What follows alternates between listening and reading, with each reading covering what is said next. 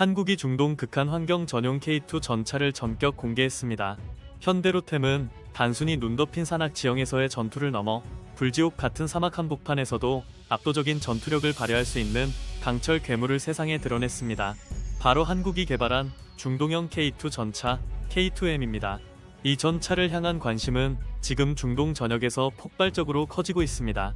지난 28일 예멘 후티 반군이 참전을 선언한 가운데 중동 정세가 다시 지상전 가능성까지 거론되는 초긴장 국면으로 치닫고 있기 때문입니다.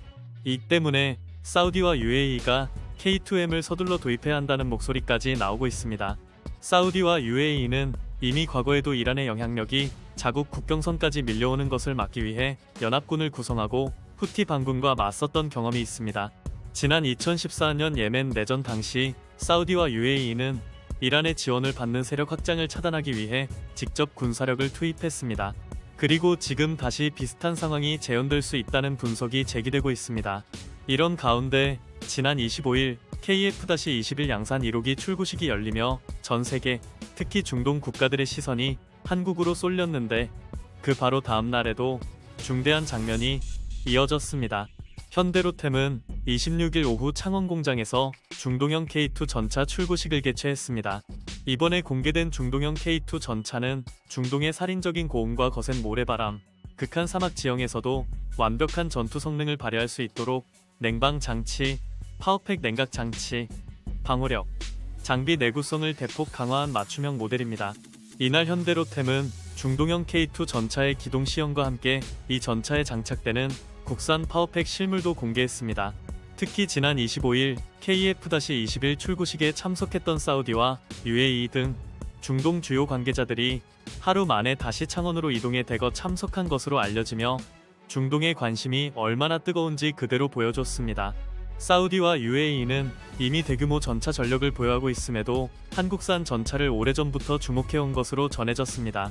사우디는 미국산 M1 에이브럼스 전차를 주력으로 약 500대 가까이 운용 중이고 UAE는 프랑스산 르클레르 전차를 약 380여 대 운용하고 있습니다.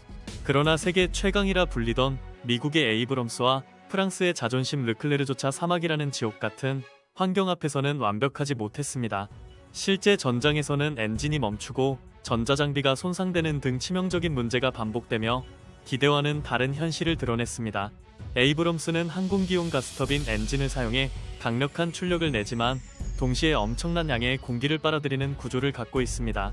사우디는 예멘전에서 에이브럼스를 투입했다가 상당한 곤욕을 치른 것으로 알려졌습니다. 예멘의 험준한 산악지대와 사막 지형이 반복되는 전장에서 에이브럼스의 가스터빈 엔진은 극심한 열을 발생시켰고 특히 저속 기동 시 공기 흡입량이 불규칙해지면서 엔진 내부에 미세한 모래가 축적되는 현상이 빈번하게 나타났습니다. 그 결과 엔진이 갑자기 꺼져버리는 사례가 잇따랐고 기동이 멈춘 전차는 후티 반군의 손쉬운 표적이 되었습니다. 실제로 대전차 미사일에 피격돼 파괴된 사례뿐 아니라 엔진 고장으로 방치된 전차가 반군에 의해 노획되거나 불타는 장면이 공개되면서 사우디군은 상당한 충격을 받은 바 있습니다. 프랑스의 르클레르 역시 UAE에 대량 수출돼 예멘전 등에 투입됐지만 엔진 내부로 유입되는 미세먼지와 모래로 인해 성능이 저하되는 고질적 문제를 겪었습니다. 고온과 거센 모래바람에 노출된 광학 장비 렌즈는 마모됐고 열기로 인해 조준경의 정밀도까지 떨어지면서 목표물을 정확히 타격하는 데 어려움을 겪은 것으로 전해졌습니다. 결국 사우디와 UAE는 사막 환경에 특화된 엔진 시스템과 방호 체계가 얼마나 절실한지 뼈저리게 확인하게 됐습니다. 그리고 바로 그 해답을 한국의 현대로템이 내놨습니다. 현대로템이 개발한 중동형 K2 전차 K2M은 전통적인 내연기관 방식을 기반으로 하며 가스터빈 대비 훨씬 적은 양의 공기만으로도 구동이 가능합니다. 공기를 빨아들이는 절대량이 적기 때문에 모래 유입 자체를 구조적으로 줄일 수 있고 대부분의 모래는 필터 단계에서 걸러집니다. 여기에 K2M은 중동 환경에 맞춰 4단계 공기정화 시스템까지 갖췄습니다. 사이클론 방식의 사전 여과 시스템을 통해 공기가 필터에 도달하기도 전에 소용돌이를 일으켜 무거운 모래 입자를 원심력으로 먼저 튕겨내는 방식입니다. 에이브럼스가 미세먼지를 필터로 막아내는데 급급했다면 K2는 아예 먼지를 털어내고 시작하는 수준인 것입니다. 또한 K2는 엔진 가동 중 발생하는 압력을 활용해 필터에 쌓인 먼지를 주기적으로 불어내는 기능까지 갖추고 있습니다. 미국과 프랑스도 이런 문제를 해결하기 위해 애써왔지만 한국은 누구보다 빠르게 중동 맞춤형 전차를 실물로 내놨습니다.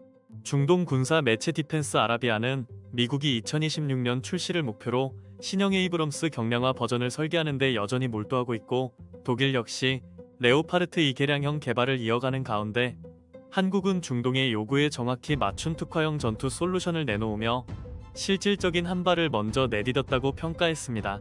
사우디의 알 아라비아 방송도 과거 K2 전차를 집중 조명한 바 있습니다. 이 매체는 K2 전차를 블랙팬서라는 별명으로 불리는 세계 최강급 전차 가운데 하나라고 소개하며 압도적인 화력과 첨단 전자장비, 기동성을 높게 평가했습니다. 흑표 전차는 120mm 주포를 탑재하고 있으며 자동장전 방식으로 운용됩니다. 또한 내부에서 자동으로 조준 및 제어가 가능한 기관총도 갖추고 있고 7.6mm 기관총이 추가 장착돼 다양한 상황에 대응할 수 있습니다. 고폭탄, 대전차탄, 철갑탄 등 여러 종류의 포탄을 적재할 수 있으며 자동장전 장치는 표적의 종류에 따라 가장 적절한 포탄을 신속히 선택해 장전합니다. 장갑과 방호 시스템 역시 강력합니다. 흑표 전차의 장갑은 강철과 각종 금속 재질이 복합적으로 적용된 구조이며 이는 단순한 포탄 방호 수준을 넘어 미사일 위협, 화생방 환경 등에서도 승무원을 보호할 수 있도록 설계되었습니다. 내부에는 전용 통풍 시스템도 갖추고 있습니다. 여기에 전차 주변의 위협을 실시간으로 탐지, 승무원에게 알려주는 레이더와 각종 감지 센서, 정미사일을 교란하기 위한 연막탄 체계 등 첨단 방어 장비가 더해졌습니다. 표적 지정을 위한 레이저 시스템과 신속하고 정밀하게 화력을 유도하는 사격 통제 장치, 야간 및 열상 조준 시스템, 아군과 적군을 식별하기 위한 장치까지 두루 갖춰져 있습니다. 이 같은 탁월한 성능은 결국 폴란드가 대한민국과 흑표 전차 도입 계약을 체결하게 된 결정적 이유 가운데 하나였습니다.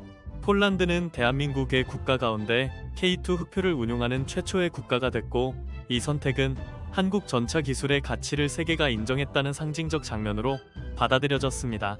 사우디의 아샤르크 뉴스 또한 지난해 한국의 K2M은 아랍 군대의 혁명적 해결책이 될 수 있는가라는 제목의 기사를 통해 K2M에 대한 높은 관심을 드러냈습니다. 그리고 그 결론은 사실상 명확했습니다. K2M은 중동 군대의 혁명적 해답이 될 수 있다는 것이었습니다. K2 전차는 이미 2018년 오만 사막에서 혹독한 실전형 테스트를 거친 바 있습니다. 자동장전 장치, 60톤 미만의 비교적 가벼운 차체, 뛰어난 기동성, 정미사일을 직접 요격할 수 있는 능동방어 체계 등은 기존 중동 주력 전차들과 차별화되는 핵심 경쟁력으로 평가받았습니다. 더 나아가 AI 기반 무인 전차 기술까지 이식하려는 방향성도 주목받고 있습니다. 이런 전차가 중동 전장에 들어온다면 말 그대로 판을 뒤엎는 혁명이 될 것이라는 평가가 나오는 이유입니다. 과거 예멘 내전에서 사우디와 UAE가 주도한 아랍연합군은 세계 최고 수준의 군사장비를 보유하고도 후티 반군을 완전히 제압하지 못했습니다. 그 원인 가운데 하나로 북부 예멘의 험준한 산악지형에서 에이브럼스와 르클레르 같은 기존 전차들이 기동성과 생존성 측면에서 한계를 드러냈다는 점이 꼽혔습니다. 보병 중심의 매복 공격에 취약했고, 이란의 지원을 받은 대전차 미사일은 연합군 기갑부대에 적지 않은 타격을 입혔습니다. 여기에 이란은 단순한 무기 지원을 넘어 자금 지원까지 병행하며 사우디 본토와 공항까지 직접 위협하는 수준으로 영향력을 확대했습니다. 정치, 경제적 부담이 동시에 커질 수밖에 없는 상황이었습니다. 하지만 지금은 분위기가 달라지고 있습니다. 이란의 힘이 예전 같지 않고 사우디와 UAE 본토가 직접 위협받는 상황이 이어지면서 전쟁이 격화될 경우 다시 지상군 투입 가능성이 거론되고 있습니다. 그리고 바로 이 시점에 한국산 무기가 다시 주목받고 있는 것입니다. 사우디는 이미 한국 무기를 활용해 예멘 전선에서 성과를 거둔 경험이 있습니다. 사우디군은 예멘 국경지대에서 현궁을 활용해 후티 반군의 이동 차량과 오토바이를 정밀 타격하는 데 성공한 바 있습니다. 실제로 사우디 병사가 약 3km 거리의 목표물을 현궁으로 명중시키는 장면이 포착되기도 했으며, 이후 사우디군은 반군이 매복해 있을 것으로 의심되는 지점마다 현궁을 적극 활용하고 있다는 보도도 나왔습니다. 사우디 아샤르크 뉴스는 K2M을 혁명적 해결책이라고 평가한 이유를 설명하면서 마지막 근거로 폴란드의 K2PL 사례와 튀르키의 알타이 전차 생산 협력 사례를 함께 언급했습니다. 즉, 한국은 단순히 장비를 판매하는 나라가 아니라 기술 이전과 현지 공동 생산 라인 구축까지 포함한 전면적 협력에 열려있는 국가라는 점을 높이 평가한 것입니다. 이것이야말로 미국, 프랑스, 독일과 차별화되는 한국 방산의 결정적 강점으로 꼽힙니다. 지금 사우디와 UAE는 역대급 규모의 노후 전차 교체 사업을 추진 중인 것으로 알려졌습니다. 사우디는 최대 600대 약 20조 원 규모로 K2M 도입을 검토하는 것으로 전해지고 있고, UAE 역시 최대 350대 약 12조 원 규모로 도입 가능성이 거론됩니다. 두 국가 물량을 합치면 거의 1,000대에 가까운 K2M이 중동 지역으로 수출되는 초대형 프로젝트가 될 수 있습니다. 금액으로만 봐도 30조 원을 훌쩍 넘는 규모입니다. 말 그대로 한국 방산이 중동의 판을 새로 짜는 순간이 될 수 있다는 이야기입니다. 이번 중동형 K2 공개를 두고 국내에서도 반응이 뜨겁습니다. 한 네티즌은 우리나라 제조업은 진짜 못 만드는 게 없다라고 했습니다. 과장이 아니라 지금 대한민국은 하늘에서는 KF-21, 바다에서는 차세대 함정, 지상에서는 K2M으로 세계 시장을 뒤흔들고 있습니다. 한때 무기를 수입하던 나라가 이제는 세계 최정상급 무기 체계를 직접 만들고 그것도 전장 환경별 맞춤형으로 설계해 수출하는 나라가 된 것입니다. 중동이 원하는 답을 가장 먼저, 가장 현실적으로, 가장 완성도 높게 내놓은 나라가 바로 대한민국이라는 점에서 이번 공개는 단순한 신형 전차 발표가 아니라 한국 방산의 국격을 다시 한번 증명한 장면으로 보입니다.